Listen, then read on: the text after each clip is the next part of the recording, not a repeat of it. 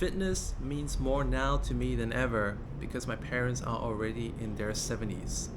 Back then, my fitness goals were I want to keep up with the kids. As I see my parents fitting into the stereotypes of what some of the Asian grandparents do, I'm like, I want that to be different. For example, for a lot of Asian grandparents, they basically veg out on the couch, let the TV watch them for a couple of hours a day. When it's mealtime, they get up, cook something, maybe do some washing, it's back to the couch again. A lot of the day is spent on the couch. For your muscles, what you don't use, you lose.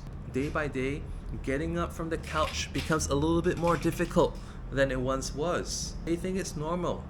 Day by day, less calories are being burnt. Before you know it, putting on weight. And when you put on more weight and you have less strength in your legs, getting up becomes even harder, and you may even notice legs going bow-legged. For example, I see my parents and some of my relatives, their mindset, when they have an ache or a pain, we go to the doctor. What patch can we buy? What injection can we get? What pill can we consume to ease the pain?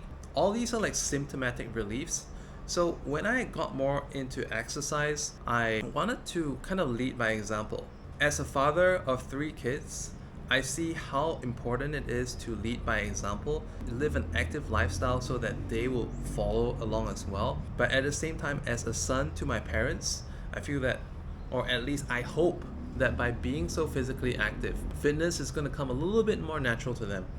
If I could influence them a little bit more to go out there and walk, to do some of the tasks by foot rather than driving a very short distance. You know, for my mom, at one point in time, exercise was walking my son to school in the morning. But as with most grandparents, grandkids gonna grow older at some point. They get more independent. They don't want to be seen with their grandparents. They want to walk to school and back. So what was that daily window of exercise, like before school, after school, disappears. In that span of time, what's next? As much as I want my parents to be strong, I need to be strong first. I also ask myself, like, what do I want to be like when I'm 70? I want to be able to climb stairs easily, 2 at a time. I still want to be able to run half marathons and marathons at 70. There was this one time when I was in Brazil. I went to a Japanese table tennis club. It was a popular place. A lot of the mixed Japanese Brazil kids went there to train because this coach, he taught so well and he was teaching into his 70s. And I even see him stumble and fall one of the times when I was there. But he got up like nothing. He got up like a young person. His calves were huge. His calves were actually, yeah, his calves were about the size of mine right now. But at 70 something, about 74, 75. When I trained for the high rocks and stuff, although I've won at some grassroots events, it's not just about training to do well. It's more like training to be physically capable, to be able to carry the supermarketing when I'm of a certain age, not having to use wheelchair assist at the airport. I had a friend recently, and he's just a few years older than me, who has gout, already had to get wheelchair assistance at the airport. I don't want to be like that. When I'm into my 70s, I want to be able to play my grandkids.